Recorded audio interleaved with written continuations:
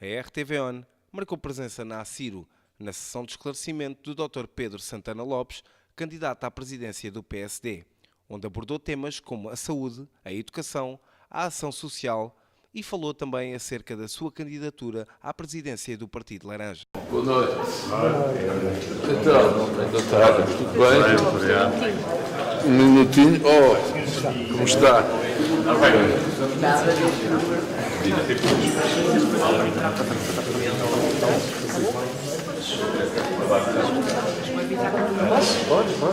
Deixa-me perguntar, Rui Rio já respondeu positivamente à sua carta, aceitando os debates. Eu pergunto que peso é que o debate poderá ter na sua candidatura, na vitória da sua candidatura? É determinante para vencer? Não. Espero que não seja, mas acho que é útil, é uma manifestação de respeito para com os militantes, em primeiro lugar, e para com os portugueses em geral. Já estamos a 1 mês e meio das eleições, com as festas de Natal pelo meio. Já não há muito tempo, haverá talvez um debate público, estou a falar das televisões, antes do Natal e outro já em janeiro. E, portanto, já será um passo importante para as pessoas ouvirem mais as diferenças, até para satisfazer algumas pessoas que dizem que a campanha se ouve pouco, pois assim ouvir-se-á mais, seguramente, e as pessoas terão direito a esclarecer as suas dúvidas, a saber as propostas de cada um. Fico contente por a resposta ter sido positiva. Gostava que já tivesse sido há muito mais tempo, mas, pelos vistos, há quem prefira uma carta. Eu até acho que é algo bonito, assim, esse privilégio, essa via de correspondência é bonito, mas pronto, resolveu-se. E que créditos espera retirar destes debates junto dos militantes? Que eles compreendam ainda melhor do que têm compreendido e apoiado pelo país todas as propostas que têm para o partido e para o país, capacidade para levar de vencida à frente esquerda que está no poder e cada vez mais em desagregação, e portanto que os militantes sintam a força desta candidatura, do apoio dos militantes, e que sintam também que não é por acaso, tanto quanto julgo, vai na frente neste momento desta competição, nos apoios que tem recebido de todo o país. Uma última questão. Outra candidatura pede um modelo sensato de debates junto dos militantes. Podemos estar a falar de quantos? Qual é o mínimo aceitável? Isso tem que perguntar à outra candidatura, o que é que considera. Eu, para mim, mínimo. Então, mínimo é um. Quantos mais, só de perto dos militantes, ótimo. Agora a sala já está mais composta, vamos começar. Mais composta, está cheia. Não, delegado mais organizados, peço desculpa. Partido, peço desculpa. Não, vamos começar então a nossa sessão com os militantes do Conselho de Torres Vedras e com todos os militantes do Distrito de Lisboa, Área Oeste. Muito obrigado pela vossa presença. E vamos já dar início e convido a usar a palavra a Marta Geraldes, Presidente da JTC Torres Vedras. Um aplauso.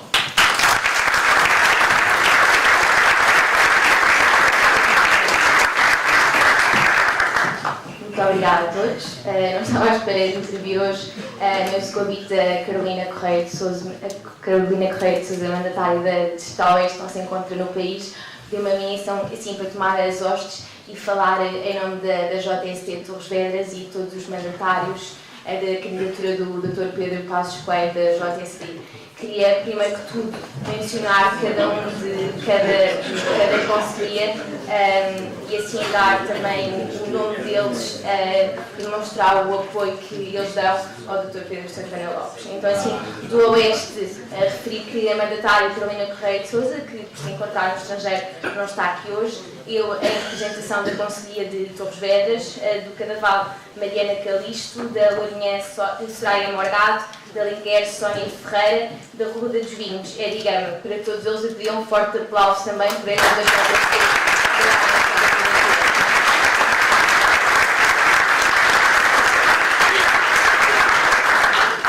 Queria dizer que para nós é uma honra ter o Dr. Pedro Santana Lopes em Torres Vedras hoje, especialmente porque, não sei se tiveram acesso à notícia que saiu hoje, porque é uma pessoa que está a ter em conta na sua candidatura a JST. A JST representa os quadros mais jovens do partido e hoje nós temos uma JST com pessoas bastante competentes e com visão para o futuro. Não se pode querer unir o partido e ganhar o país sem ter a juventude consigo. É preciso renovar os cargos, é preciso renovar as pessoas e para isso o partido conta com a JST, pessoas formadas com os valores e os princípios que o nosso partido tem, mas também com todas as competências que a vida real e que o mercado de trabalho nos tem transmitido ao longo dos anos e na nossa formação. Queria ainda referir que o nosso partido é constituído por pessoas de valores e com diversas capacidades demonstradas na praça pública. E o Dr. Pedro Santana Lopes representa isso mesmo, representa uma pessoa que compreende e demonstra os valores do nosso partido e que já deu cartas e já demonstrou que tem todas as condições para estar à frente do nosso partido e de futuro à frente do nosso país. Acho que nenhum nesta sala duvida disso mesmo. Galvanizar a juventude e pensar o futuro do país é o mais importante. O Partido Social Democrata tem que ter uma palavra no futuro do país e, portanto, é uma honra para nós, é uma honra para mim ser sua mandatária em Torres Vedras. Contamos consigo para ter a juventude toda a contribuir para as ideias do partido e, portanto, eu queria deixar aqui hoje só estas duas breves notas: pessoas com capacidades e pessoas com valores, e assim seremos o futuro do país. Muito obrigada.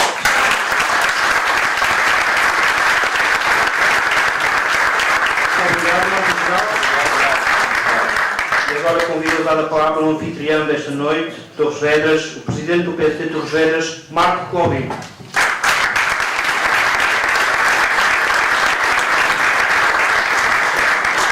Muito boa noite a todos, em especial boa noite ao Dr. Pedro Santana Lopes pela sua presença, que é aliás uma presença que não é hoje apenas por ser candidato que aqui se encontra em Torres Vedras.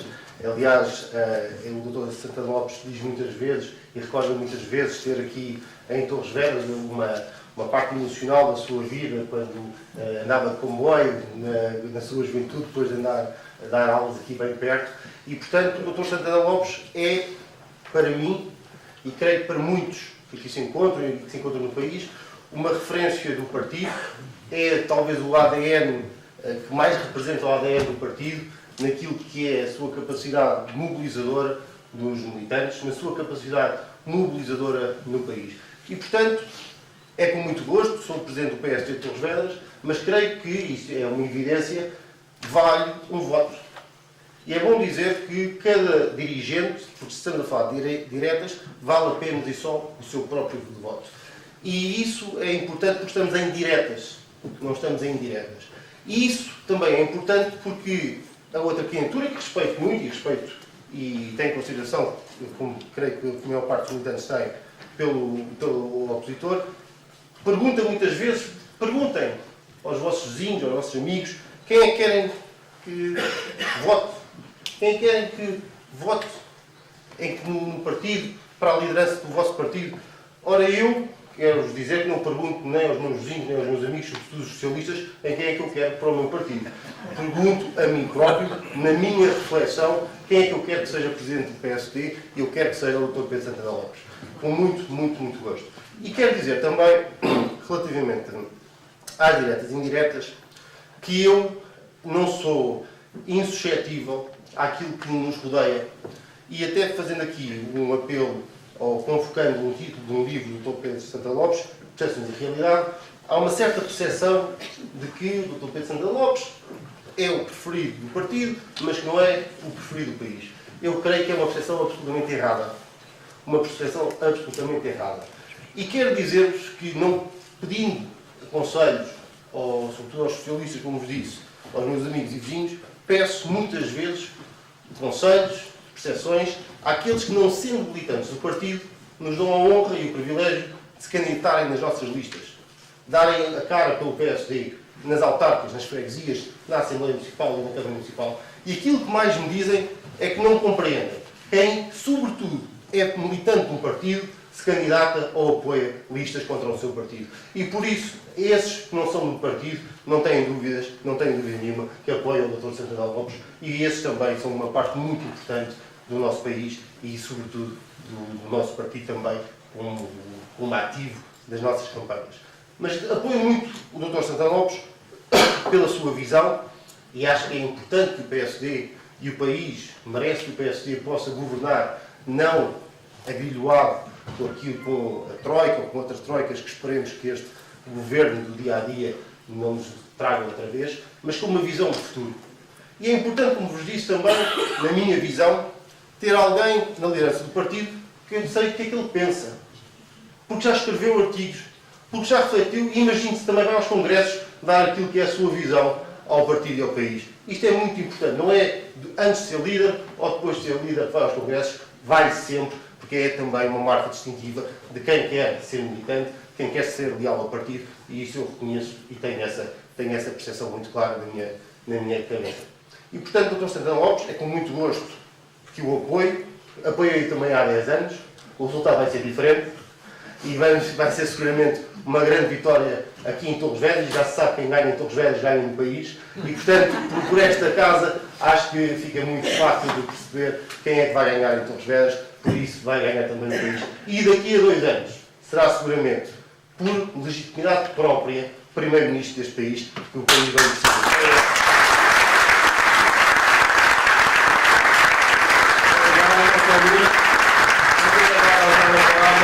Também distrital de Lisboa Área Oeste, da candidatura de Pedro Santana Lopes, Paulo Bento.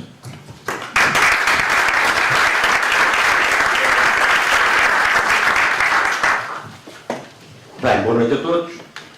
Sejam bem-vindos, doutor. Vou procurar não ocupar muito tempo, mas quero dar-vos 2 testemunhos que eu considero importantes para a nossa conversa de hoje. A primeira, recordar que há um bom par de anos atrás, há 10, sensivelmente, o meu Marco agora aqui recordou, já fui mandatário do Dr. Pedro Santana Lopes aqui em Torres Vedras. Na altura, os candidatos à liderança do partido eram o Dr. Manuel Ferreira Leite, o Dr. Pedro Passos Coelho e o Dr. Santana Lopes. Modéstia à parte, fui convidado para as 3 candidaturas para ser seu mandatário. E a todas disse o mesmo. Sei que vocês estão todos convencidos que ganham, mas eu não tomo as minhas decisões com base em quem vai ganhar eleições, tomo as minhas decisões com base naquilo que eu acredito e naquilo que eu acho que representa as ideias que eu defendo e entendo que devem ser aplicadas. E fui seu mandatário. Passado uns tempos, outra eleição houve. 2 candidatos, o Dr. Paulo Rangel, o Dr. Pedro Passos Coelho. O Dr. Pedro Passos Coelho telefonou-me, tive com ele 2 horas e convidou-me para ser mandatário. A nossa relação de amizade é antiga e disse-lhe, não sou honesto contigo nem comigo, se disser que aceito, porque há uma coisa que tenho que dizer, estou a aguardar que o Dr. Pedro Santana Lopes defina se é candidato ou não. E, portanto, se ele for, não posso recuar no convite que me estás a fazer, caso o aceite, e, portanto, vais ter que aguardar. E ele compreendeu, disse-me, aguarda uns dias e depois diz-me alguma coisa. A determinada altura, senti-me na obrigação de me desvincular daquele convite e disse-lhe, o Dr. Pedro Santana Lopes ainda não tomou decisão, acho que está na altura de convidar outra pessoa. Ele convidou o nosso companheiro, o Dr. Zé Afonso Carneiro, que ficou muito bem representado cá, e eu acabei por manifestar publicamente do apoio ao Dr. Pedro Passos Coelho na cerimónia em que cá veio, mantendo-me fiel àquilo que era a minha convicção e aos meus princípios. Não me arrependo nem um segundo do apoio que na altura dei ao Dr. Pedro Passos Coelho, e penso que o país, mais tarde ou mais cedo, se calhar mais cedo que muitos pensam, irá estar grato por 2 razões. A primeira, aquilo que ele fez pelo país numa situação difícil, e a situação que ele fez agora, sacrificar-se mais uma vez, permitindo que a frente de esquerda se comece a desmoronar porque tinham o único alvo que os unia, Pedro Passos Coelho. Mas não sou eu.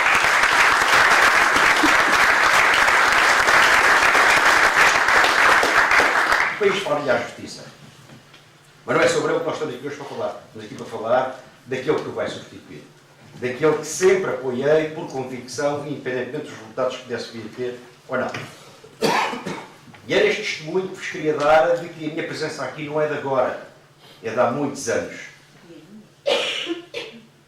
Mas o testemunho mais sério que eu vos quero dar não é este, porque aqui da nossa sala conhecem e sabem qual é que é o meu percurso. Há uns anos atrás, há poucos,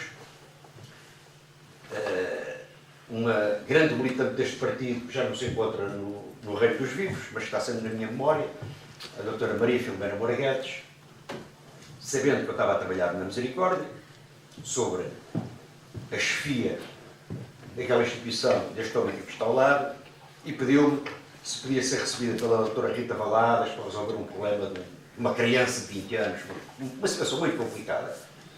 E por caminho, fomos conversando, eu não estava com a doutora Filomena há 2, 3 anos, uma pessoa com quem eu falava com alguma periodicidade, mas muito, há muito tempo, e um dos temas que nós de vez em quando falávamos era de uma pessoa, era do Dr. Pedro Santana Lopes. E a doutora Filomena representa um bocado aquilo que é, às vezes, o espírito dos sociais-democratas. Recordo-vos que o marido, fundador do partido em Torres Vedras, a determinada altura, foi mandatário da candidatura do Dr. Mário Soares. E ela, no dia em que soube que ele era mandatário da candidatura do Mário Soares, foi mandatária de Jorge Sampaio, exatamente, do Dr. Jorge Sampaio, e ela, na altura, imediatamente comunicou que queria ser a mandatária do professor Carvalho Silva. Era uma pessoa de convicções fortes. E foi o que aconteceu. Era uma pessoa de convicções fortes, mas com uma mentalidade que eu não critico, mas que é um pouco aquilo que às vezes paira no ar, e é por isso que eu vos quero falar muito disto hoje. E ela já me tinha dito estas peripécias, o Dr. Pedro Santana Lopes vai-me perdoar estas inconfidências, mas ela de vez em quando dizia, quando o senhor foi para a Figueira, ela dizia, o que é que o homem vai fazer para a Figueira? E foi. Vai lá perder as eleições. E foi. E ganhou. Ganhou e deixou obra.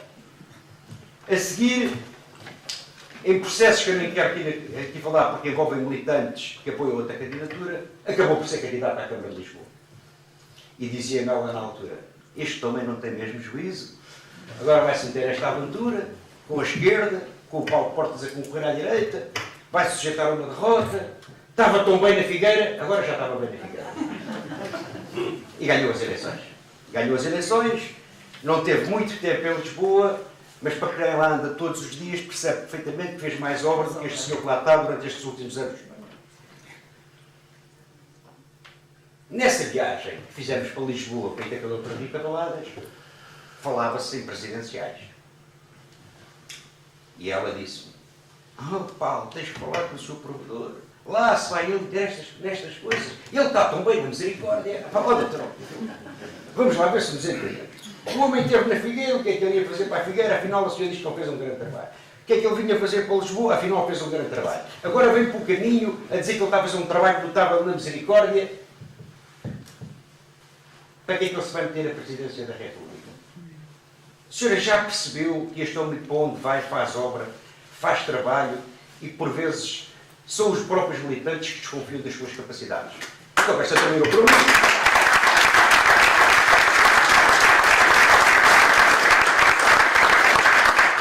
A conversa terminou por ali e fomos à reunião, àquilo que íamos tratar, e tratámos felizmente e bem do assunto. Já me tinha esquecido da conversa por caminho, quando ela se despediu de mim, a última vez que falei com ela, ela passou passado uns tempos. O seu provedor, na altura, mandou um ramo de flores. Ela sai, despede-se de mim e diz-me, olha que eu fiquei a pensar naquilo que me disseste na viagem e se calhar o homem tem que se candidatar à presidência da República. Este homem que aqui está ao lado não toma decisões em vão. Quando tomou a decisão de ir à presidência da República, tinha as suas motivações. Falo por experiência própria, porque tenho a felicidade de trabalhar naquela grande instituição, estava muito bem na misericórdia, o trabalho que lá está a ser feito e que foi feito é notável, mas só quem não conhece aqueles que trabalham por convicções, que só se sentem perfeitamente realizados quando fazem aquilo que entendem que a sua consciência lhe dita, é que pode não entender esta candidatura. Representa aquilo que alguns já aqui disseram, convicções, representa pensamento que nós conhecemos, representa responsabilidade e representa uma coisa que para mim é fundamental na política. Aquilo que eu abomino na política, que é precisamente o contrário. Entendo que no partido todos temos direito à nossa opinião, todos temos direito a discordar. O partido é uma família, quando não concordamos é dentro da família que nós dizemos aquilo que pensamos, não andamos nos jornais, nas televisões a destruir o trabalho.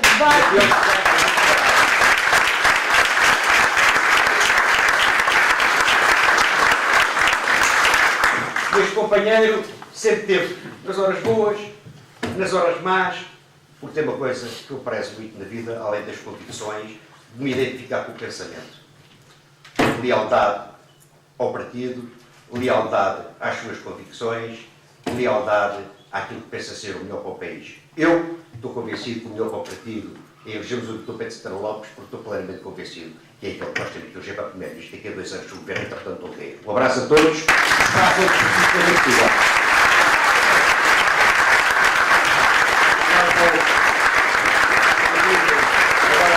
Agora, a Câmara Distrital de Lisboa, Área Oeste, a candidatura de Pedro Santana Lopes, Aristides Cécio.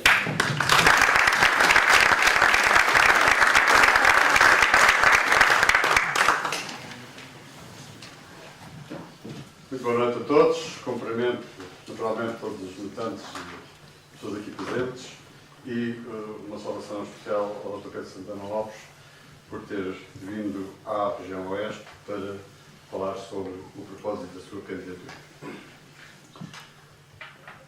Esta reunião é extremamente importante porque ela vem aqui, olhos nos olhos, transmitir o porquê da sua candidatura, as razões que o levam a propor-se a liderar os destinos do nosso partido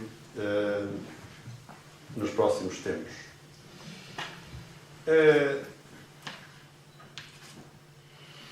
Ouço muitas vezes dizer que aqui o que está em causa neste período eleitoral do nosso partido, que é ao mesmo tempo escolhermos o Primeiro-Ministro.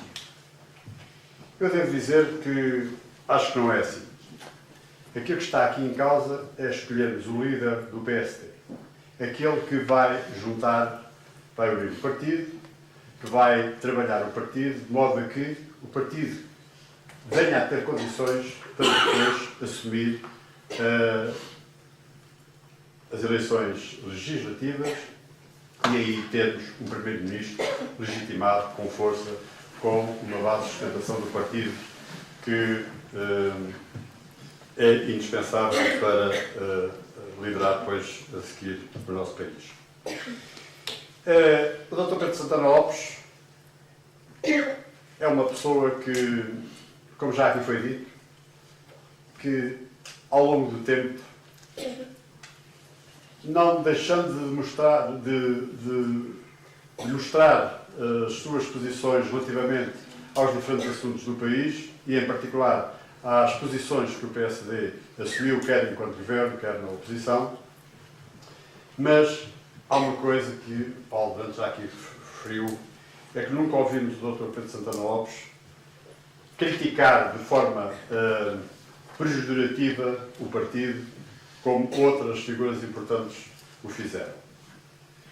É por isso que eu acho que nesta candidatura, e saúdo o partido por ter esta capacidade de ter dois militantes importantes a candidatar-se à sua presidência e fazê-lo da forma tão elevada quanto tem sido feito, que não é verdade que não se vê isso também noutras realidades partidárias, mas a verdade é que o Dr. Pedro Santana Lopes teve sempre uma postura, quer nos debates que tem tido, quer nas suas posições públicas, que são conhecidas, sempre o cuidado de não atacar a família, de não pôr em causa, digamos, a imagem que o partido tem.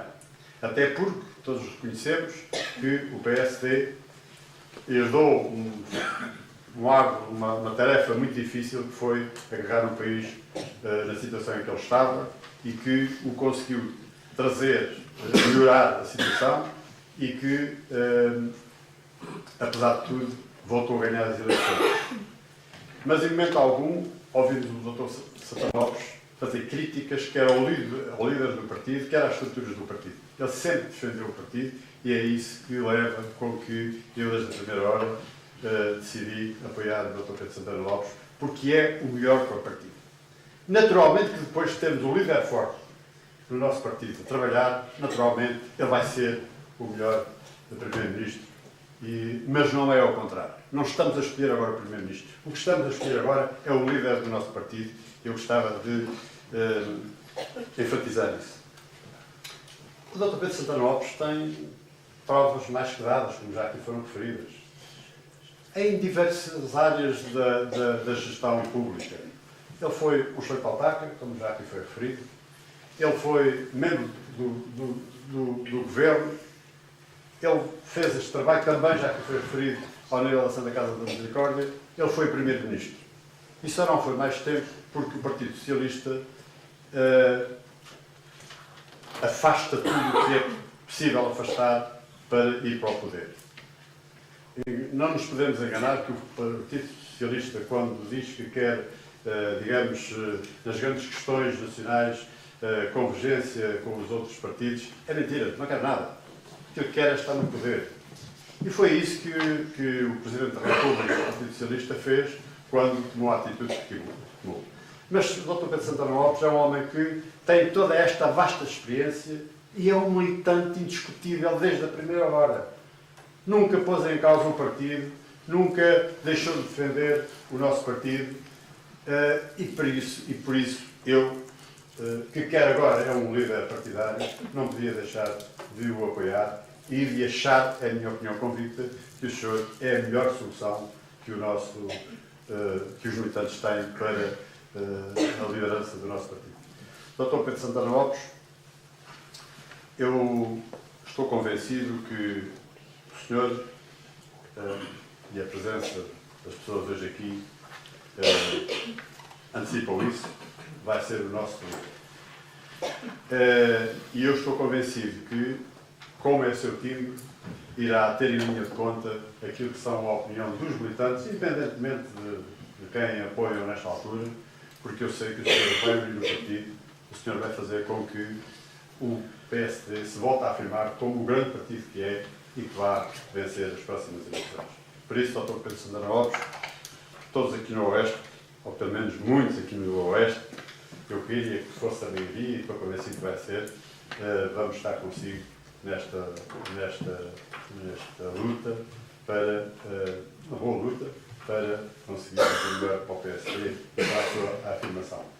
O senhor nunca fez aquilo que algumas figuras importantes do partido fizeram. Para defesa da sua imagem pessoal ou de outros interesses, muitas vezes atacaram o partido. E o senhor nunca fez isso. Isso, para mim, foi fundamental para eu estar consigo nesta luta. Era isto que eu tinha para dizer, muito já tinha sido dito e, por isso, muito obrigado por estar aqui hoje. E o importante é ouvir o Dr. Pedro Santana Lopes, porque é a mensagem dele que interessa neste momento.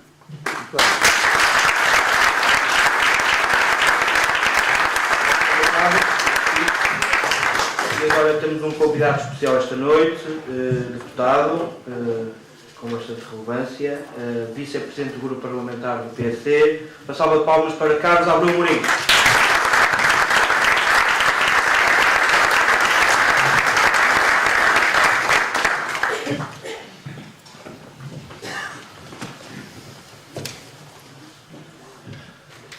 Muito boa noite a todos.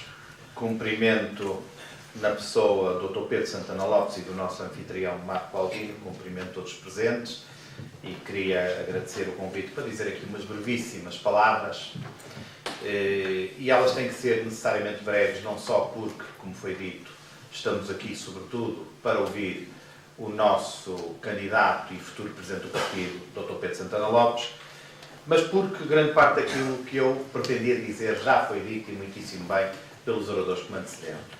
Vou-me focar em dois pontos. Já foi dito aqui também que o Dr. Pedro Santana Lopes é o melhor candidato para liderar o partido. É o melhor líder. Eu devo dizer que julgo que nós temos dois excelentes candidatos. Não é normal na política portuguesa, mesmo quando falamos em grandes partidos, em partidos com grandes responsabilidades históricas e que foram governo por diversas vezes, ter candidatos desta qualidade, com esta experiência, com este perfil, com este currículo, como é o Dr. Pedro Santana Lopes e o Dr. Rui Rio. São dois excelentes candidatos. Basta pensar, por exemplo, que são duas pessoas que têm décadas no seu percurso político, em que ocuparam diversos cargos. Obviamente não podemos comparar, enfim, quer se queira, quer não podemos comparar o percurso do Dr. Rui Rio, que foi um grande autarca e foi deputado, com o percurso do Dr. Pedro Santana Lopes, que foi deputado, foi um grande autarca em mais do que uma autarquia, foi deputado europeu, foi secretário de Estado, foi primeiro-ministro, foi líder do partido e ocupou na sociedade civil cargos, enfim, de uma importância absolutamente reconhecida.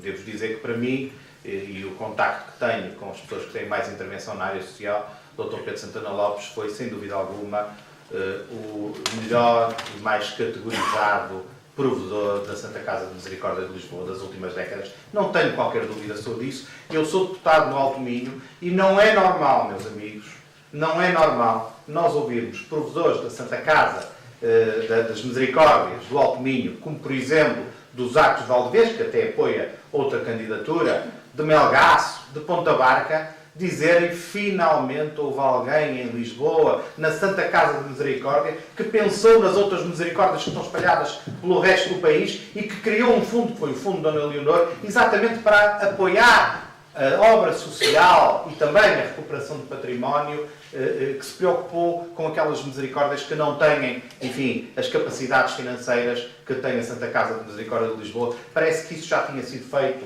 segundo consegui saber, há algum tempo atrás, foi há cerca de 180 anos.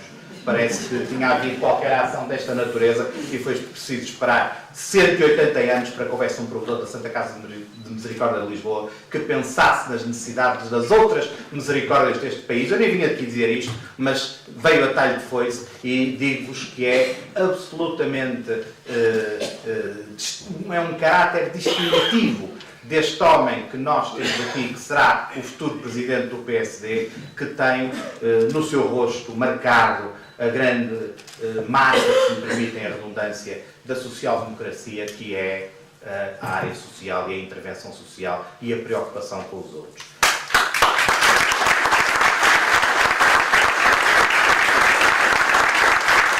Devo dizer que, se nós olharmos, por exemplo, para o Partido Socialista, que teve como líder alguém que neste momento está com 30 e tal acusações criminais, com histórias que eu confesso, e até sei alguma coisa sobre aquela matéria, mas a certa altura até nos perdemos, tantos são os milhões que passam de um lado para o outro e que vão daqui para acolá, e isso foi feito enquanto era secretário de Estado, enquanto era ministro, enquanto era primeiro-ministro, e com uma série de pessoas que eram ministros na altura e que são ministros hoje, e uma história extremamente confusa. Que bom que é que o Partido Social Democrata tem dois candidatos que estiveram e estão há décadas na vida pública e sobre os quais nunca se levantou a mínima sombra no seu currículo. Nunca ninguém insinuou sequer que alguma vez não tem sido ao nesse aspecto, estamos todos de parabéns. Mas que não haja confusões, porque se os dois candidatos são bons, para mim não tenho dúvidas, há um que é melhor do que o outro. É aquele que eu escolhi, é o Dr. Pedro Santana Lopes. E escolhi-o porque acho que é o melhor, não no sentido de avaliarmos as pessoas e as qualidades pessoais, porque eu penso que a política não se deve preocupar de sobremaneira com isso, a não ser quando essas qualidades não são qualidades, são defeitos, e aí se calhar temos que nos preocupar, no exemplo que há poucos eu referi.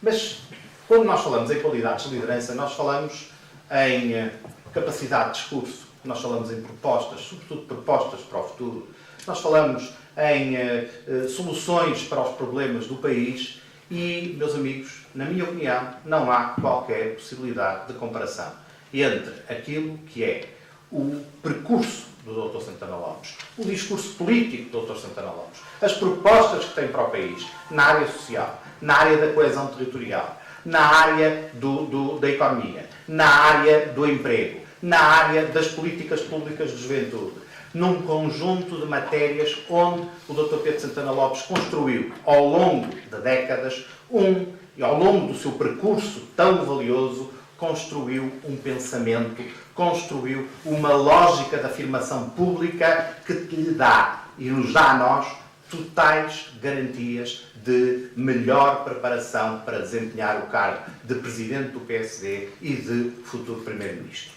Tem-se dito, muitas vezes, que eu tenho ouvido isso e tenho a certeza que muitos companheiros que aqui estão têm ouvido também dizer que o outro candidato, que eventualmente recolherá aqui além simpatias, não tanto no PSD, mas fora do PSD, que lhe permitirão almejar vencer umas eleições futuras daqui a 2 anos, ou se calhar mais cedo, com o Dr. António Costa, com maiores probabilidades de êxito do que o Dr. Santana Lopes. Eu não costumo, em primeiro lugar, desdenho completamente sondagens que são feitas a militantes, como já foi dito aqui, do Bloco de Esquerda, do Partido Comunista e até do Partido Socialista, sobre quem deve mandar no PSD. Eu também tenho algumas ideias sobre quem deve mandar no Partido Socialista e no Bloco de Esquerda e também estou disposto a contribuir para esse debate. Mas com certeza todos acabaremos por chegar à conclusão que esse debate não é um debate sério e não é um debate intenso. Eu não sei exatamente a que bola de cristal é que essas pessoas que afirmam que o Dr. Santana Lopes não terá tantas possibilidades de ganhar eleições com o Dr. António Costa, não sei exatamente a que é que eles se referem. Porque eu penso exatamente o contrário. Eu penso que o Dr. Santana Lopes tem o discurso, a atitude, o posicionamento político que é exatamente aquele que é necessário para vencer o Partido Socialista nas próximas eleições e tem a capacidade de luta, que isto é extremamente importante. Eu não vejo, com todo o respeito, na outra candidatura, o mesmo empenho, a mesma capacidade de dar a cara aos desafios. Eu, do outro lado, eu vejo calculismo. Aquilo que eu vejo é taticismo.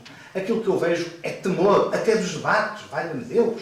Como é que é possível? Para que é que foram feitas as diretas? Para que é que Pedro Santana Lopes foi o primeiro que lançou neste partido a ideia das diretas? Foi para que houvesse um confronto, que os militantes pudessem perceber as alternativas, aquilo que estava em causa, aquilo que cada um defendia, o empenho com que defendia, a garra, porque a garra é importante na política, com que cada um defende aquilo em que acredita. E se não existirem debates, como alguém já disse e já escreveu, estas diretas vão ser um bocadinho clandestinos, quer queiramos, quer não.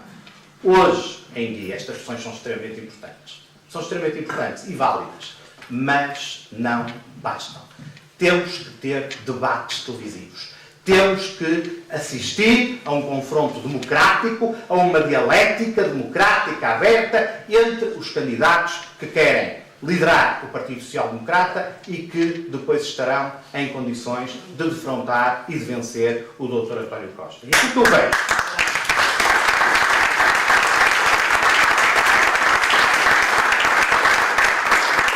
que eu vejo, no seu pensamento sobre a área social, sobre a coesão territorial, sobre as propostas de juventude, sobre a economia, sobre a criação de emprego, sobre o aumento da produtividade, o discurso que Pedro Santana Lopes já tem há muito tempo, mas que tem de alguma forma sintetizado nestes debates e nestas sessões de esclarecimento, melhor dizendo, nas diretas, aquilo que eu vejo não tem comparação com aquilo que se pode ver na outra candidatura. Meus amigos, há um outro aspecto que eu gostaria de sublinhar, já foi aqui dito, mas estamos aqui para dizermos o que pensamos e o que nos vai na alma. Durante os últimos anos, passamos o país e o partido momentos muito difíceis. Todos sabemos, ninguém teve momentos mais difíceis do que outros, a não ser o ainda presidente do partido, Dr. Pedro Santana Lopes, que provavelmente teve, peço desculpa, Dr. Pedro Passos Coelho, às vezes, isto é à vez cada um, o Dr. Pedro Passos Coelho teve com certeza, não tenhamos dúvidas, momentos sem dúvida nenhuma mais difíceis do que qualquer um de nós, porque é ele que havia a responsabilidade da decisão. Mas todos passamos pela incompreensão dos nossos amigos, todos passamos pelos equívocos, com familiares, com colegas de trabalho, com colegas de escola, de estudo, todos tivemos as nossas pequenas e grandes batalhas no seio, enfim, dos meios em que nos movimentamos e nos quais somos respeitados e somos ouvidos. Aquilo que mais me custou durante estes últimos 6 anos, e particularmente durante os 4 anos e meio, em que o Dr. Pedro Passos Coelho fez um esforço tremendo e patriótico para tirar o país da bancarrota, onde outros o tinham enfiado e nos tinham enfiado, foi ouvir companheiros nossos, companheiros muito respeitáveis, com uma história longa e com uma história até, de alguma forma, venerável e honrosa dentro do partido, que nunca tiveram uma palavra, um gesto, uma atitude de apoio, de consideração, de compreensão pelas dificuldades que o país tinha e que o nosso partido sustentava. Pelo contrário, aquilo que ouvimos foi comentários desagradáveis, até feitos com acrimónia, que não foram nada construtivos, pelo contrário, foram muito destrutivos. E eu não posso deixar de dizer, sem querer fulanizar,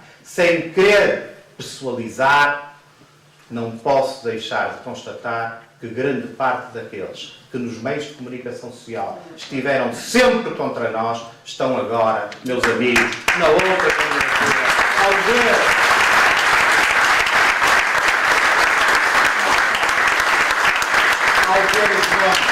São meios de comunicação social e que foram escolhidos pelo Dr. Rui Rio para a sua comissão de honra, com algumas honrosas exceções, porque elas também existem e devem ser reconhecidas. Aquilo que nós vemos foi que um conjunto de pessoas que fizeram tudo para que o PSD falhasse, para que o Dr. Pedro Passos Coelho sussurrasse, estão lá e estão, no fundo, temo bem, a defender aquilo que defenderam nos últimos 6 anos, que não foi aquilo que eu defendi, que o Dr. Pedro Santana Lopes defendeu e que tenho a certeza que muitos daqueles que aqui estão, defenderam também, muitas vezes, com muito sacrifício. Dr. Pedro Santana Lopes.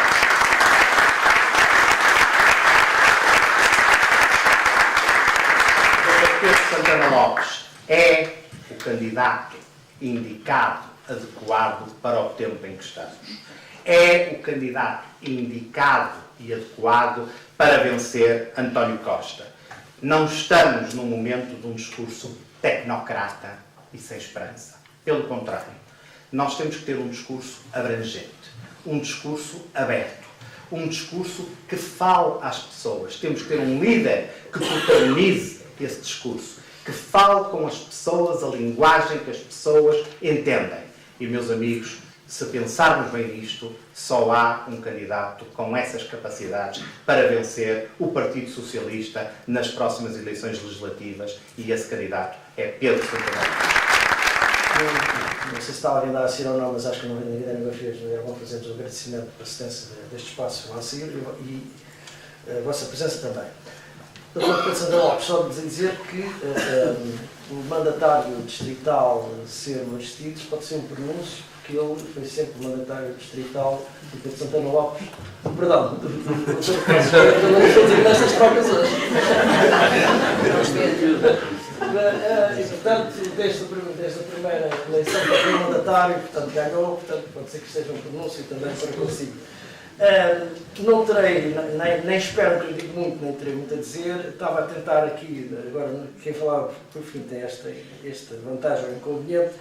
Queria destacar só 2 ou 3 coisas que eu acho que ainda não foram ditas. Eu declarei o apoio à candidatura do Dr. Pedro Santana Lopes e há aqui um aspecto que não foi referido. Já foi referido toda a experiência governativa ao nível autárquico, do Governo, do Parlamento Europeu, mas queria realçar aqui um aspecto que poucos o têm, ou sobretudo nestes 2 candidatos não o têm, nem todos o têm, que é o Dr. Pedro Santana Lopes não está só vocacionado para a gestão urbana. Ele, ao ter-se passado pela Figueira da Foz, teve contactos com realidades de freguesias pequenas e realidades do interior. Esse é um aspecto que o país bem precisa que alguém tenha vivido essa experiência. Esse é um aspecto que eu acho bastante relevante destacar aqui, que ainda ninguém aqui tinha destacado. Outro aspecto que eu acho que já foi abordado, mas eu acho que vale a pena ainda falar, que é o Dr. Pedro Santana Lopes sempre esteve disponível para servir o partido. Esteve no governo, em 2 vezes, esteve para o Parlamento Europeu e quando foi preciso alguém para Primeiro-Ministro, foi a ele que foi buscar. E ele disse mais uma vez, Presidente, aqui estou. E novamente, estando provavelmente confortável, que seria muito mais confortável manter-se como Provedor da Santa Casa da Misericórdia, achou que tinha condições, e achou bem, que tinha condições e que saiu mais uma vez da sua zona de conforto para dizer eu estou aqui para servir o partido, eu estou aqui para servir o país. Obrigado, Dr. Pedro Santana Lopes, por essa sua sempre disponibilidade para servir o país e o partido que tem tido. Continua, que é uma outra vertente dele, que é estar sempre disponível para ouvir os militantes, e tem vindo neste período a demonstrar precisamente isso, que é reunir com organizações, reunir com parceiros, para de certeza preparar-se melhor para o partido e sobretudo depois para ser um ótimo primeiro-ministro. É esse o nosso desejo, é esse certeza que temos que vai acontecer com a sua vitória, com certeza, primeiro no dia 13 de janeiro e depois nas eleições legislativas. Boa noite, obrigado.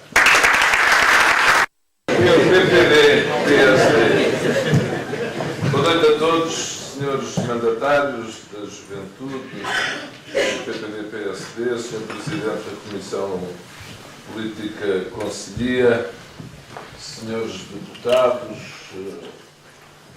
outros dirigentes aqui presentes da JSD, dos TSDs, do próprio partido. Agradeço as palavras dos membros da mesa, palavras simpáticas e amigas.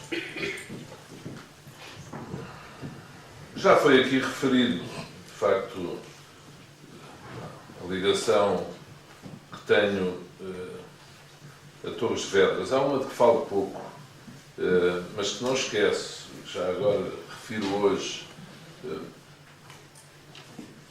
Antes de eu alguma vez ter sido autarca, Torres Vedras desafiou-me, o partido na altura, em Torres Vedras, para eu ser candidato aqui à Câmara Municipal.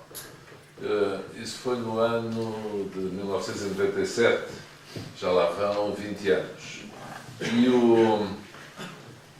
E na altura eu admiti ser candidato autárquico, porque o então presidente do partido, coincidências da vida, Marcelo Rebelo de Sousa, que costumava ser candidato à Assembleia Municipal da terra da senhora sua avó, disse num congresso de Lisboa, que era para a revisão dos estatutos, sem presunção, eu tomei, todos tomaram como dirigindo-se a mim, que ele achava que era oposição a ele na altura. Espero que todos aqueles que têm muito a dizer tenham agora a disponibilidade nas próximas autárquicas para serem candidatos autárquicos.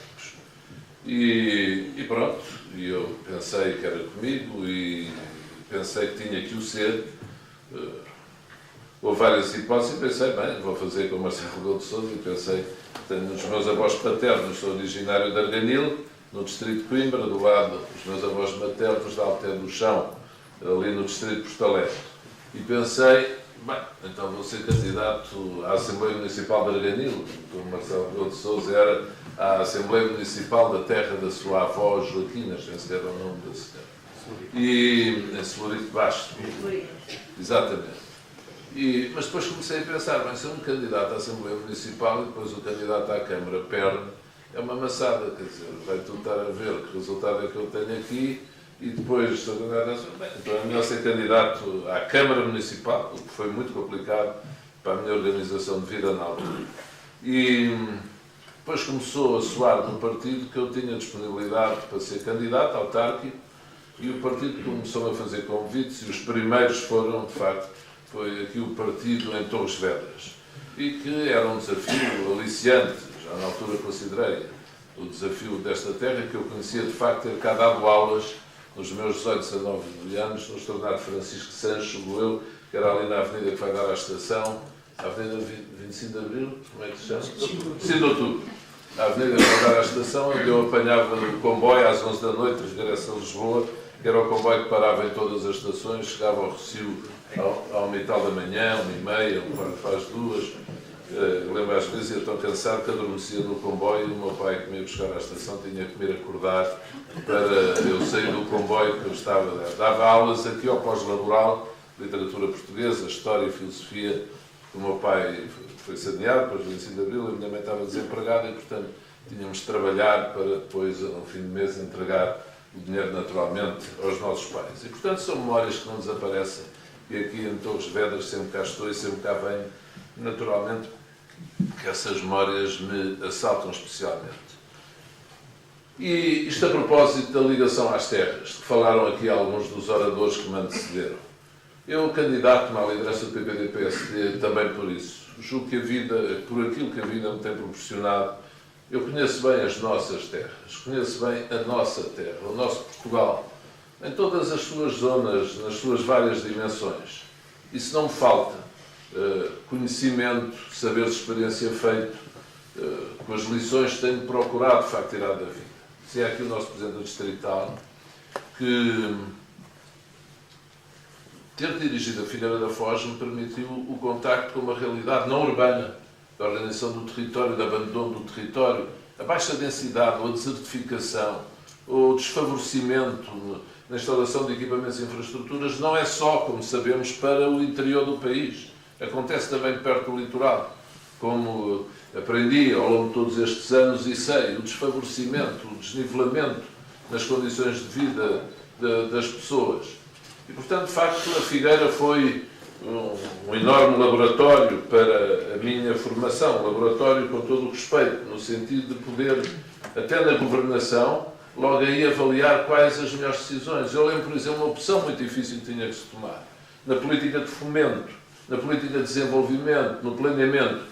Muitos teóricos do planeamento defendem, até para haver economias de escala, poupanças, no que respeita à construção de infraestruturas, o saneamento, a eletricidade, o gás, que se deve privilegiar a construção, a concentração das populações em zonas urbanas ou em zonas populacionais tão grandes quanto possível e não favorecer a manutenção ou até proliferação de aldeias ou povoados ou pequenos aglomerados de população, porque é muito caro um metro quadrado de condutas ou metro quadrado de ramais, ou sabe, quem já teve que tomar estas decisões ou quem trabalha na área sabe isso muito bem. Eu não concordo com essa visão, não concordei e tomei essas opções de governação na Figueira da Foz. A governação de Lisboa é um caso diferente. A Figueira da Foz tem 384 km² de área. A Lisboa, por coincidência, tem, não 300, mas tem 84 km² de área. Obviamente, o território de Lisboa já está infraestruturado, no geral. As mesmas opções não se colocavam. Na Figueira, em 97 a 2001, grande parte do território não tinha saneamento, por exemplo, entre outras necessidades infraestruturais. A minha opção, e lembro-me da revolta das populações costeiras, por exemplo, na Leirosa, na Costa de Lagos, que me diziam isto são os interesses dos grandes construtores. Querem levar as pessoas para as cidades, para as pessoas adquirirem as habitações que constroem e temos que abandonar aqui as nossas comunidades de origem, as nossas artes tradicionais, a nossa atividade económica, nomeadamente a pesca, que tanto desapareceu na sequência de alguma submissão excessiva a alguns ditames na União Europeia. E a minha opção foi exatamente a contrária. Eu lembro-me quando governei a Figueira da Foz, quando a dirigia, estava previsto no contrato feito com uma concessionária das águas que o primeiro mandato fosse construir, que a primeira parte fosse construir, renovar as condutas já existentes na zona urbana, na cidade. E a minha opção foi a contrária. Foi construir para levar o saneamento e levar as outras infraestruturas a populações que ainda não as tinham. À primeira, no curto prazo, é mais caro o investimento tem que ser feito.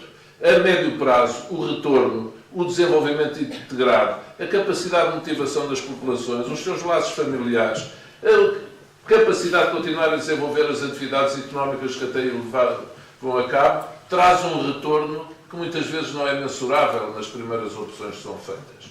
E eu recuo tanto no tempo, e vou até à Figueira da Foz, para não ir a Lisboa, que talvez tenham uma ideia mais perto, para dizer que, para vos transmitir essa ideia, eu estou absolutamente convencido que a capacidade de lidar com aqueles que são os problemas reais das pessoas é fundamental nos tempos que correm para podermos ter sucesso na liderança de instituições partidárias e na governação de um país. Então, um país como Portugal, no estado em que está, tão desequilibrado territorialmente, tão abandonado, com tantos territórios de tão baixa densidade, e com anos e anos de agravamento em muitas circunstâncias do centralismo em Lisboa. São opções, nós vamos tendo circunstância após circunstância. Vamos tendo uns tempos em que vêm os credores externos, temos intervenção externa, outros em que violamos os limites do déficit dos compromissos estabelecidos no âmbito do Pacto de Estabilidade e Crescimento decorrente do Tratado de Maastricht, em que temos de fazer ajustamentos por esta ou por aquela razão, desde a década de 80 até ao final do século, princípio deste século. Com Durão Barroso e com Ferreira Leite saímos do procedimento, entramos no procedimento de déficit excessivo quando Guterres saiu dizendo que vinha aí o pântano, começando a recordar, na noite em que eu ganhei, nós ganhámos eleições em Lisboa e com Rui Rio ganhámos eleições no Porto e ganhámos outras câmaras pelo país todo. E, portanto, o país tem passado a vida nestes ajustamentos.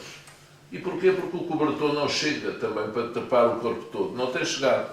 Ora, destapa de um lado da cabeça e temos que aumentar impostos porque temos um déficit excessivo e temos que ir buscar mais riqueza aos portugueses. Ou então o orçamento equilibra, destapa do lado dos pés, a despesa volta a aumentar porque as necessidades são muitas e passamos a vida nesta giga-joga. E com muitos governantes ou candidatos a governantes fixados num dos lados do orçamento, que é o lado da despesa.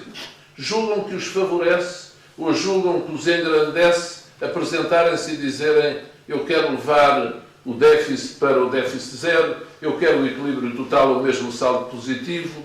O saldo positivo já não é mau porque já estão a pensar no lado da receita.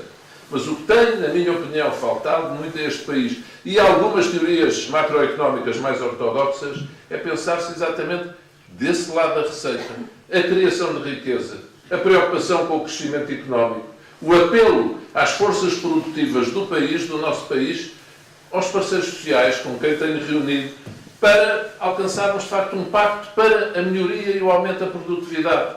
A nossa única saída é crescermos mais do que a média europeia. Quando aqui é dito sair de onde estava, que não, há quem chame de zona de conforto, mas no trabalho que estava a fazer, estava a realizar, não foi para vir lidar com a mera gestão por gestão do país que existe. O que nós todos precisamos é que o país ultrapasse este ciclo vicioso, esta pescadinha de rabo na boca, em que estamos sempre.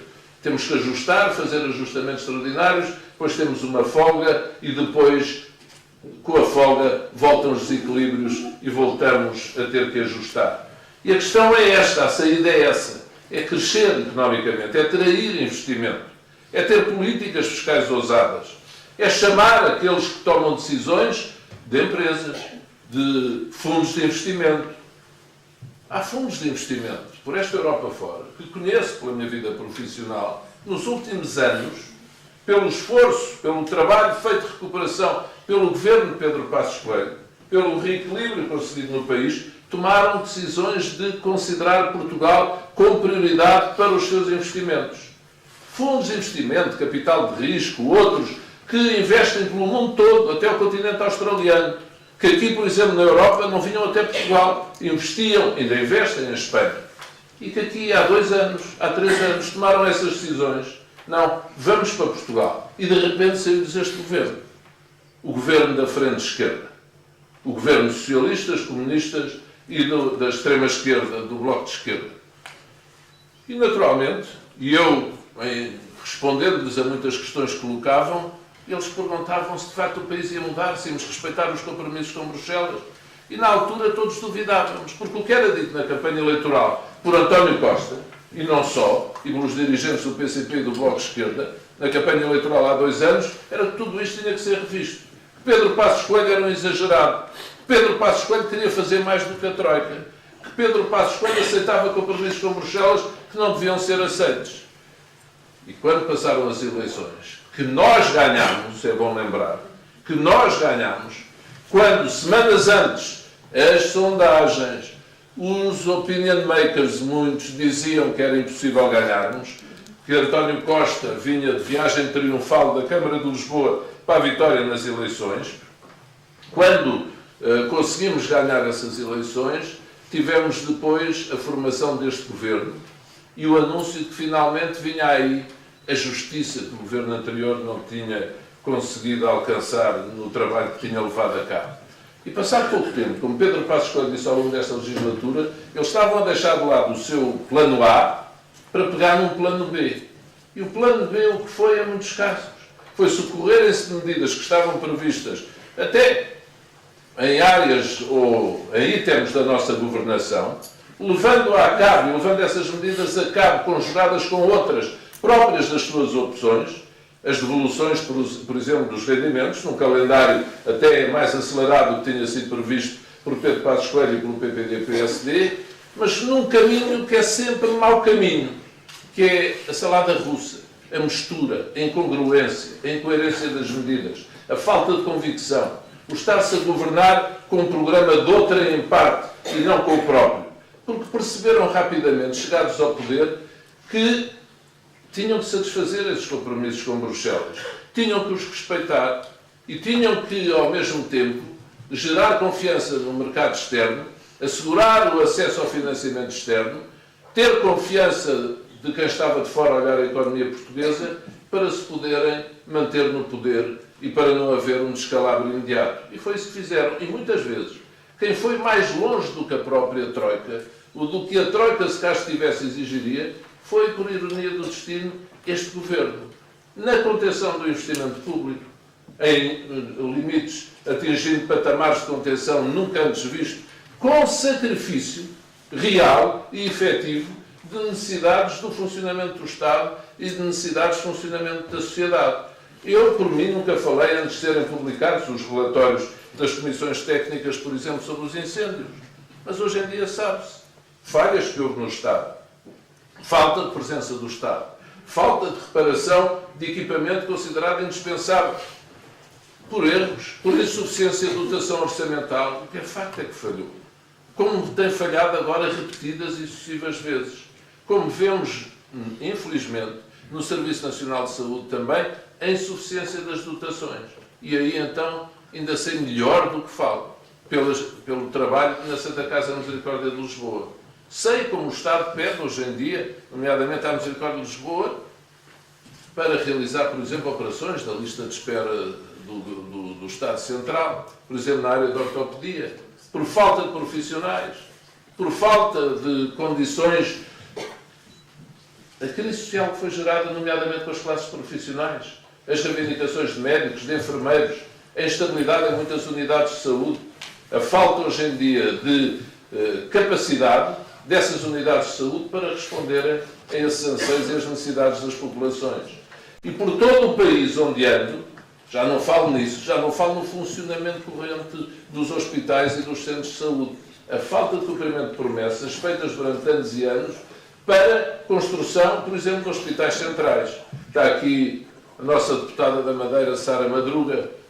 No Funchal, na Madeira, são muitas as reclamações, as exigências, até a revolta, por ainda não ter sido construído e não ter sido dado apoio à construção do Hospital Central no Funchal. Em Évora, a mesma coisa, onde estive há dias. Em Faro, também, que voltei ao Algarve também neste passado fim de semana. E um pouco por todo o país. E se fizerem estudos de opinião junto dos portugueses para lhes perguntar qual o tema que mais os preocupa hoje em dia, a saúde. A saúde a grande distância. Mesmo mais do que o emprego, nos estudos de opinião que me têm chegado. E assim sendo, é que, e por saber isso, é que esse é um dos eixos do trabalho que me proponho fazer na liderança do partido, agora depois de janeiro e de fevereiro, como espero depois de ser eleito, com a vossa confiança, e depois a seguir na oposição, até conseguirmos alcançar de novo o governo.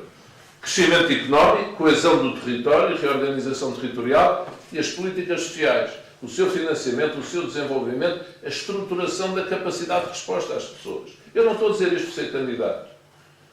Julgo que todas e todos que aqui estamos, no geral, somos militantes do PPD e PSD. Ou se alguém não é, um dia destes será, se Deus quiser. Como dizia Mota Pinto, hoje somos muitos, amanhã seremos milhões. Mas nesta capacidade do PPD e PSD se organizar, se responder a estes desafios, nós temos que ter presente, eu disse-vos os eixos, crescimento económico, coesão territorial, o financiamento das políticas sociais, a resposta na área da saúde, a capacidade de nos organizarmos no modo de lidarmos com esta alternativa coerente àquilo que tem sido a alternativa incoerente que tem estado até agora no governo e que se está a degradar. Vimos o que aconteceu entre o Partido Socialista e o Bloco de Esquerda ontem ainda. Como o Bloco de Esquerda acusou o Partido Socialista de violar um compromisso, de dizer palavra honrada, palavra dada não foi palavra honrada. E apesar disso, como depois o Bloco de Esquerda votou a favor da proposta de orçamento apresentada pelo Partido Socialista. Agora pensemos só um pouco. E se fosse um governo nosso? Se tivesse sido com o PPD-PSD e o CDS-PP? Se o CDS-PP tivesse chegado ao microfone e tivesse acusado o PPD-PSD de ter rasgado um compromisso, ter faltado à palavra dada, qual era o bruá que iria aí em todos os comentários, análises, em todas as exigências, até ao Presidente da República, de pôr termo a essa experiência governativa? Mas nós temos outro respeito institucional, outra atitude institucional. E não é por estarmos em processo interno de escolha de liderança que temos essa contenção. A nossa atitude de princípio é que queremos que a legislatura vá até ao fim. Mas eu já tive a ocasião de dizer que cada vez há mais condições para termos dúvidas, ou mais razões para termos dúvidas de que isso possa acontecer. Isso é mais um motivo para o nosso partido se preparar, para o nosso partido trabalhar arduamente, e nomeadamente nestes eixos que estou aqui a falar. Se forem um pouco por todo o país, terão a oportunidade de comprovar como há muitas zonas do território fustigadas, nomeadamente pelos incêndios, a precisar de obra, a precisar de recuperação, a precisar de restauração, a precisar de reabilitação. E tem que ser também quem tenha capacidade para avaliar, estudar, decidir, fazer obra, realizar, sem se perder muito tempo. E uma escolha para a liderança também é isso. Eu quero que os militantes do meu partido escolham aquele que consideram que é o melhor candidato. Foi aqui muito dito que eu já estive muitas vezes disponível quando o partido chama. Acho que todas nós e todos nós. Não quero que façam a escolha por isso, com franqueza. Quero que olhem para cada um, nós os dois, vejam as características de cada um, vejam as propostas, projetos que cada um tem para apresentar e que escolham o que é mais adequado para liderar o partido agora e para ganhar à frente de esquerda nas próximas eleições que aí vêm. Porque nós estamos num tempo vertiginoso, em que os acontecimentos sucedem uns aos outros. Vejam o que se tem passado no país, e nomeadamente com António Costa. Parece que desde que o Estado de Graça se lhe acabou, a ele e ao seu governo, que nunca mais acertou. São umas atrás das outras. Não é bom pelo país e para o país, com toda a franqueza. Disse e repito, não sou e não serei o líder da oposição que expressa algum tipo de satisfação com o que corre mal a Portugal. Digo e repito, a oposição que quero liderar, o partido da oposição, que é o maior partido português, graças ao trabalho de Pedro Passos Coelho e todos aqueles que com ele trabalharam. O partido que quer liderar é o partido que quer ir para o poder por mostrar que é melhor do que aqueles que lá estão. E não por dizer só mal daqueles que lá estão. Os portugueses, se queixam da política politiqueira, têm também de ter isto presente. E principalmente,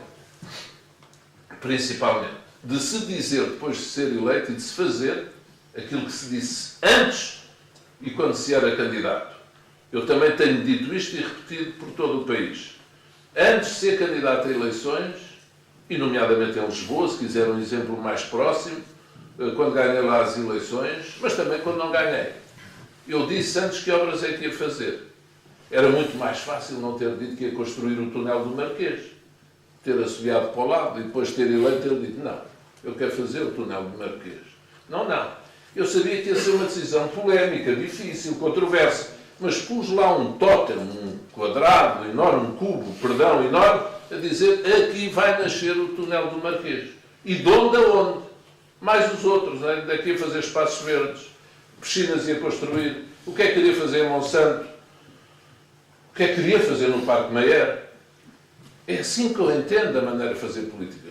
Algumas coisas não deixaram fazer, como sabem. Fizeram tudo, embargaram, vetaram. Até tivemos um Presidente da República a vetar um projeto para o Parque Mayer, na altura. Um projeto de instalação do equipamento no Parque Mayer. Tivemos tudo. Aliás, do Parque Meyer vê-se hoje em dia o resultadão que deu, aquilo é uma animação febril, é teatro de revista ou outro todos os dias, a fervilhar de gente, é assim. E é isso que eu tenho andado a dizer aos militantes do PPD-PSD. Não nos deixemos embalar mais por esta propaganda, destas sereias do regime. Não façamos isso. Saibamos distinguir o trigo do joio. Olhar para as pessoas e ver as obras. Olhar para as pessoas e quando dizem eu, se calhar lá fora não tem os mesmos votos que o outro. Os outros que nunca estiveram, nunca se sabe, não é? E, portanto, as pessoas pensam assim, não, eu já lá esteve, não correu bem, o Presidente Sampaio, por acaso, faz hoje, tem anos, hoje, amanhã, por aí, mas eu aqui estou. Na vida é assim, quem ficar a chorar sobre o leite derramado, eu não choro sobre o leite derramado. Tiro lições da vida, procuro refletir sobre o que aconteceu. E até, um amigo meu dizia-me isso outro dia, nesses teus discursos fazes pelo país, a dizer isso, quem está em melhores condições para exercer umas funções, e que Deus tenha um conjunto de condições mínimas para o fazer, é quem já lá esteve e sabe o que é que não pode voltar a acontecer. Sabe os caminhos que tem que evitar e aqueles por onde tem que ir. Sabe onde é que estão as armadilhas e o terreno que não deve pisar. É um conselho sábio, mas nem tenho repetido esse argumento. O que tenho dito é o exemplo do próprio partido.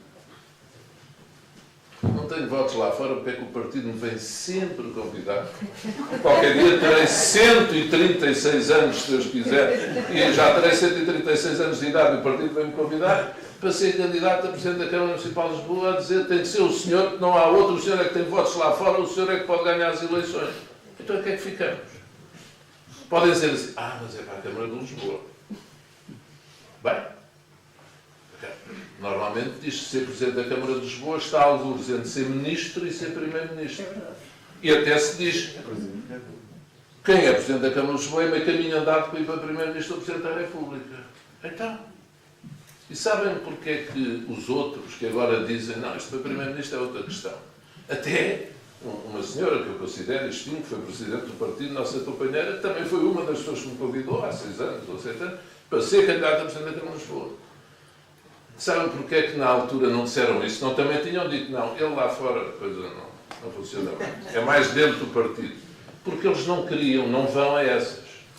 A essas difíceis não vão. Portanto dizem, não, ele é que é bom para ir lá fora. Ele é que tem...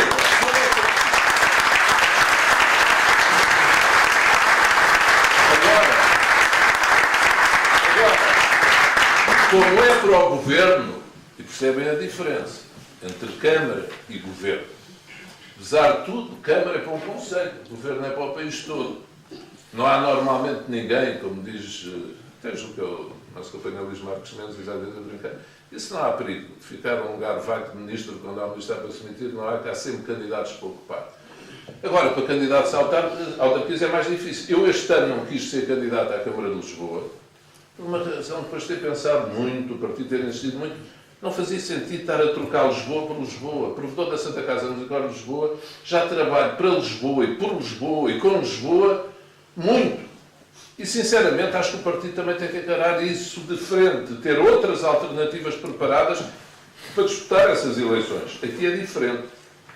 Está em causa o país todo. É Lisboa com o país. E no país, eu desta vez o que estou aqui a fazer é pedir aos militantes para me darem as condições que não tive em 2004. Eu, em 2004, recebi o poder das mãos de outra pessoa. Foi chamado para ir para Bruxelas, foi para o Presidente da Comissão Europeia e que me disse, ou vens para o meu lugar e não vais a eleições, ou eu não vou para Bruxelas. E foi isso que eu tive que decidir. Há pouco alguém falava, acho que foi o Paulo Bento, que eu disse aqui estou. Eu disse aqui estou, mas perguntei a outros. E perguntei ao partido. Se quiserem, indiquem outro. Escolham outro. Eu estou como Presidente da Câmara de Lisboa. É porque eu gostava de vos transmitir isso também. Eu tenho uma ideia aqui da nossa militância aqui em Torres Vedras, política e partidariamente muito esclarecida. Por isso, eu quero insistir aqui em alguns pontos. Eu, quando estava na Figueira da Foz e fui para Lisboa, eu não queria ir para Lisboa. Eu queria continuar na Figueira da Foz. E Durão Barroso, ouvir esta peça passar na televisão que aqui está a filmar, nunca o poderá desmentir, ele sabe. Ele teve que andar a insistir muito comigo. Eu não vou dizer, custou muito sair da Figueira da Foz. Adorava o trabalho que lá estava a fazer. E lá fui. Porque ele disse-me, e é essa a minha maneira de estar no partido, quando o presidente do nosso partido diz, tens que ir. E eu pergunto, já perguntei 2 vezes, nessa altura, perguntei agora, é considerado essencial para aquilo que achas que tem que acontecer no país? E Durão Barroso disse, considero essencial. Se fores candidato a Lisboa e ganhares Lisboa, o governo socialista cai. Foi ipsis verbis. Quando o presidente do partido nos diz isto, nós temos a obrigação de aceitar, seja quais forem os custos que para nós isso tem. Quando não vou, é porque isso não me é dito, por uma razão ou por outra. Mesmo que haja muita insistência. Porque senão, eu quero esclarecer isto porquê? Para também poderem pensar comigo e interiorizarem que este cara, quando as pessoas me apresentam e falam simpaticamente, dizem fez isto, e fez aquilo, e fez aquilo, bem, a idade também já não é pouca, portanto já dá para fazer várias coisas. Mas para além disso, os desafios têm sido vários, variadíssimos, e com muita honra, e não fui só para ganhar. Fui em 2009 e não ganhei. Fui disputar as eleições com António Costa, mas quantos teriam ido? António Costa estava há 2 anos na Câmara de Lisboa. Estava, entre aspas, puro. Os presidentes de Câmara, ao fim de um mandato, concorrer contra eles é quase só um kamikaze. Só alguém que queira mesmo perder. Imaginem com meio de mandato.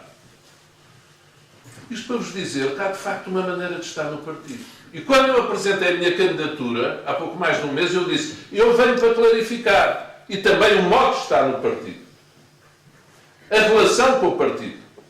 Isso para mim é essencial, porque se o meu partido quiser escolher uma equipa para a sua direção, que passou estes anos, eu sei, nos meus comentários televisivos, semana após semana, não era nada fácil, às vezes, estar a explicar as medidas que o governo Passos Coelho tinha que tomar para salvar o país. Era muito mais fácil fazer o mesmo que outros. Eu discordo disso completamente. Isso é um erro. Isso é castigar os portugueses. Isso é falta de sensibilidade. Isso é não perceber o que as pessoas passam. É muito mais fácil. Não. Foi explicar nas alturas mais difíceis. Foi tentar fazer a sua primeira.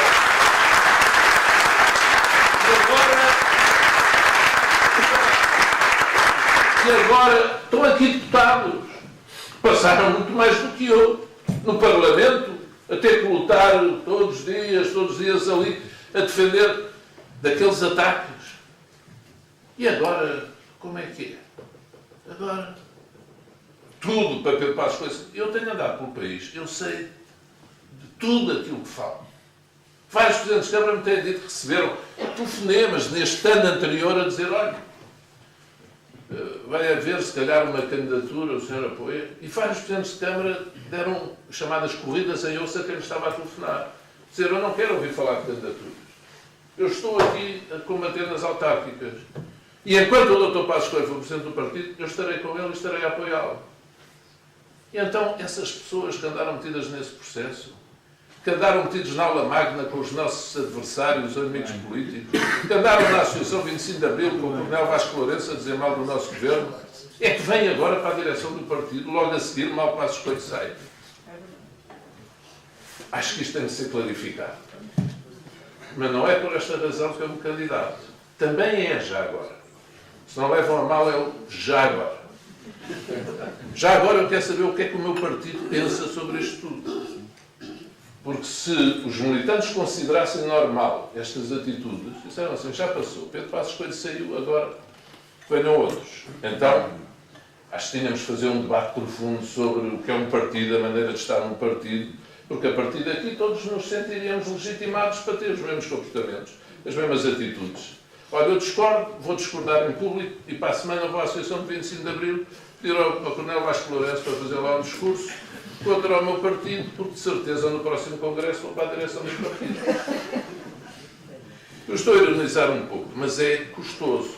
Pedro Passos Coelho estava a esfiar o governo, final do ano 2013, a tratar da saída limpa da ajuda externa. E havia quem dissesse só um programa cautelar. Portugal não tem hipótese nenhuma. E Passos Coelho não vacilou, foi firme, foi coerente, foi determinado. E nós tivemos a saída limpa em maio de 2014. E nessa altura muito decisiva, final de 2013, é que andavam algumas pessoas nessas voltas. Pode ser assim, mas agora o que nos interessa é o presente e o futuro. Muito bem. E foi isso que eu vos disse a começar a intervenção. Quero que escolham aquilo que consideram o melhor para liderar o partido.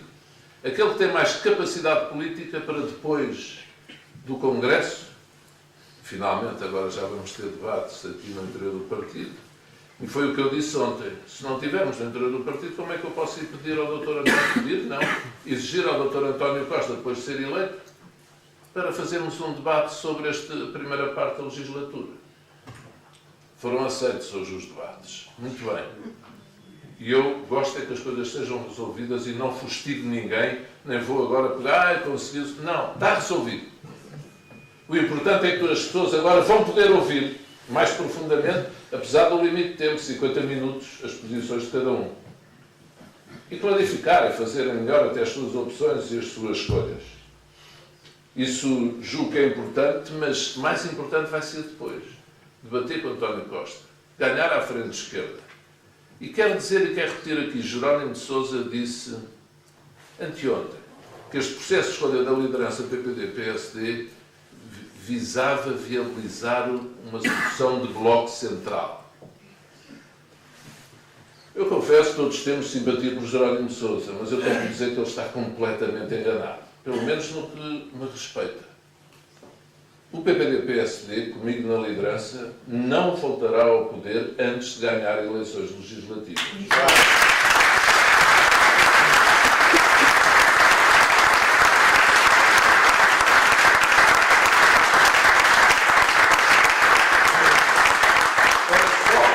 Era só que faltava que depois de António Costa ter feito o percurso político que fez, ter querido o poder mesmo não tendo ganho eleições.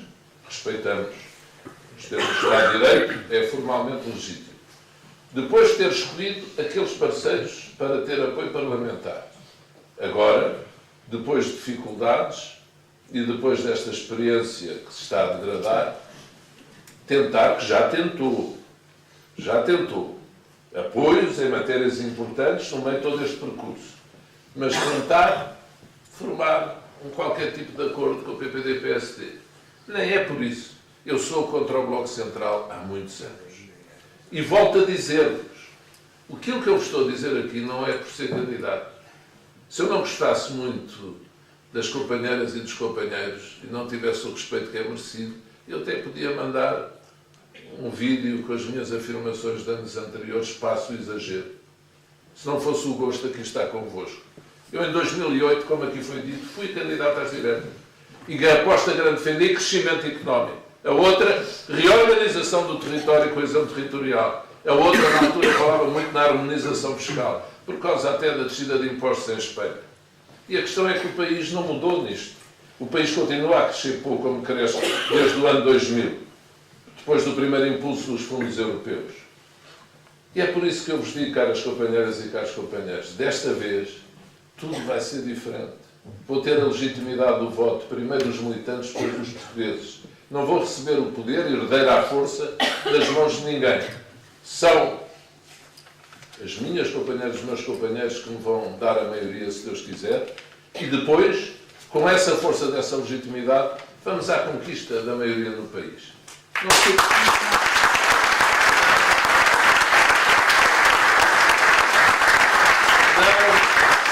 se impressionem. Isto tudo muda muito depressa. Aqui há poucos meses, quem diria que a coligação da frente esquerda estava assim, com esta degradação interna? Não era fácil prever. Eu, a 22 de outubro, disse em Santarém, estou convencido, há opiniões diferentes na sala, volto a dizer, como disse ontem, em Sintra, e cada vez mais que esta legislatura não vai até ao fim. Estou convencido. E devo dizer que disse isso, portanto, 22 de outubro, antes de muita coisa que aconteceu agora. Nomeadamente o desenho entre o PS e o Bloco de Esquerda. Não é certo. O PPD-PSD tem por princípio querer que as legislaturas se cumpram. Mas nós vamos ter que estar preparados para todas as eventualidades. Uma palavra à JST. Se há tarefa fundamental para os próximos tempos, e quando nos preparamos também para a governação, é a modernização do partido. Nós vamos votar, e peço-vos para regularizar essa história das cotas e tudo o que é preciso para se votar, mas temos que entrar no século XXI nessa matéria. E a JSD, Geração Z, eu já lhes fiz o desafio, são eles que vão ajudar-me e ao próximo secretário-geral, ou próxima secretária-geral, a fazer a modernização tecnológica do partido. Funcionarmos com 1, 2 ou 3 apps, a termos o líder do partido a funcionar em plataforma tecnológica, plataforma colaborativa, participativa, como funciona rudimentarmente hoje em dia no meu smartphone, todos os dias, até durante estes 25 mil quilómetros que fiz neste mês no país, sempre em contacto com os militantes do país todo, a mandarem mensagens, a responder por mails, por SMS, por sei lá, tudo o que recebo. E porquê é que hoje em dia não funcionamos já assim? Quero ter líderes por áreas. Não governos sombra, não gosto disso. Quero ter pessoas que falam consoante os temas da agenda. O líder partidário tem que se proteger nos tempos que correm. Tem que falar quando entende. Mas hoje em dia os acontecimentos no mundo são muitos todos os dias. Se o líder do partido fala sempre, cada vez as pessoas se desgastam mais depressa. E nós temos que nos proteger todos uns aos outros para, em conjunto, ganharmos aquilo que tenho a certeza que Sá Carneiro gostaria muito de ganhar. Para ter uma vitória contra esta frente esquerda. Lembram-se dele falar, estão aqui muitas e muitos, já com alguns anos de partido, dele falar em bipolarização. Nós hoje temos essa bipolarização para assumir. António Costa está com a frente esquerda. Muito bem. Nós temos que construir essa alternativa coerente, chamando independentes, liberais, democratas cristãos, socialistas moderados, que não se revêem nesta solução, para trabalharem connosco, social-democratas. E construir essa grande alternativa reformista e programaticamente coerente, que aposte no crescimento, na coesão territorial e em políticas sociais que cheguem aos cidadãos. Eu há pouco ia-vos dizer, termino com isto, e saltei, no Congresso há 2 anos, 3 anos, isto a propósito daquilo que digo, e da saúde, da questão da saúde, não ser enquanto candidato. Fui ao Congresso, aquele Congresso que Marcelo entrou, surpreendeu toda a gente e saiu de lá já quase Presidente da República, o candidato a Presidente da República, fez um discurso extraordinário, e eu fui lá e falei desta questão das políticas sociais. E na frente do então Primeiro-Ministro dizer, pronto, até podia fazer um esforço para compreender o encerramento de alguns palácios de justiça. Agora, unidades de saúde é que não. Equipamentos de saúde é que não. Nomeadamente junto às populações mais desprotegidas. Esse é o bem primeiro da vida. E todas nós e todos nós temos que nos lembrar que daqui a uns anos, se tudo correr bem, chegaremos a uma fase da vida em que precisaremos de cuidados continuados. Ou até, infelizmente, cuidados paliativos. E temos que ter quem responda a estas situações. E também quem governa o país que conheça estas realidades. E que trabalhe para elas. E que reserve uma parte do orçamento para elas. E que fale aos portugueses e às instituições de solidariedade social e às misericórdias sob a obrigação de encontrarmos uma solução para, como comunidade, termos respostas fantásticas nesta matéria. Eu lembro que tive a sorte, era estudante com 15 anos. Meus pais mandaram-me para Câmara no verão. Parti um braço num jogo de futebol. Com o braço, já não sei o que era. E lembro que fui ao hospital, em Câmara. O hospital, eu tinha 15 anos. E cheguei lá, fizeram um hospital de luxo, um tratamento ótimo. Eu cheguei ao fim e perguntei quanto era. Disseram que não era nada. E eu fiquei a pensar naquilo. Como é que é possível? Os ingleses são famosos pelo Serviço Nacional de Saúde que tiveram.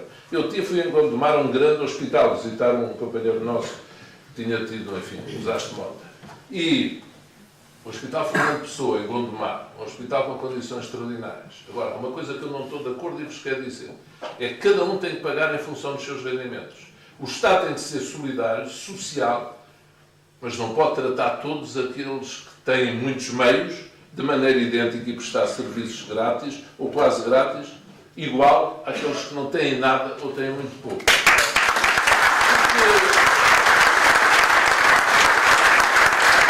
Isso também é que senão o dinheiro não chega. Não chega. Como na política social não podemos continuar a construir lares unigeracionais para meter as pessoas de mais idade, quando já quase não se podem mexer, lá dentro, com as famílias a terem pouco tempo a as ir visitar. E quando o provedor da Santa Casa disse, não, não pago, não apoio lares unigeracionais. Os novos equipamentos que estava a construir, se quiserem ver, Quinta do Alegre, na Amachoeira, em Lisboa, apartamentos para pessoas que já estão numa fase avançada das suas vidas, ao lado de apartamentos para universitários e ao lado de apartamentos para famílias a meio do seu percurso de vida, com filhos, uma casa comum, com sala de... Quem quer estar à parte, está. Quem quer estar junto, uma sala de refeições comum, a biblioteca comum, o ginásio comum e quintas para andar, para passear o que quiser. Agora, pessoas para lá sozinhos. Há muitos anos também que penso isto. Está gravado em televisão, 96, num programa em que fui entrevistado pelo Alexandre Alencastre, ou da senhora chamada Alexandra Leite, em que falei desse assunto. Nem sonhar ser provedor da Santa Casa Misericórdia de Lisboa. Temos que investir nos cuidadores familiares. As pessoas até estão, tanto quanto possível, têm de estar em suas casas. E o Estado tem que pagar, tem que assumir responsabilidades por aqueles que disponibilizam para tomar conta dos seus familiares em casa. Não há nada de mais duro do que tirar as pessoas das suas famílias e pô-las em lares lá, sabe-se lá até quando. E cada vez é maior a esperança de vida. E quero-vos dizer aqui em Torres Vedras, só mais uma nota sobre a questão da demografia. Neste concelho, nesta região, estive a ver o saldo nos nascimentos e dos óbitos, como em muitas regiões do país. Temos aqui um grande desafio pela frente. De facto, na demografia, na natalidade. Em 2014, as mulheres portuguesas, a fecundidade 1,2 crianças por mulher portuguesa, das mais baixas no mundo.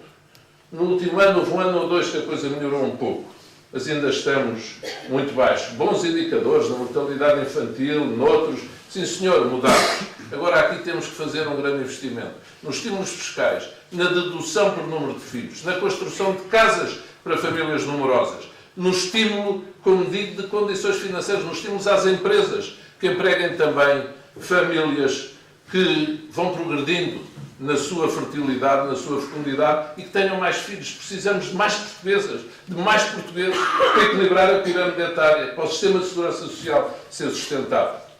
É todo um mundo, todo um desafio de programas e de trabalho que temos pela frente. E para ele que estou cheio de força, cheio de entusiasmo, cheio de determinação, gostando muito do PPD-PSD e gostando muito de Portugal. Muito obrigado.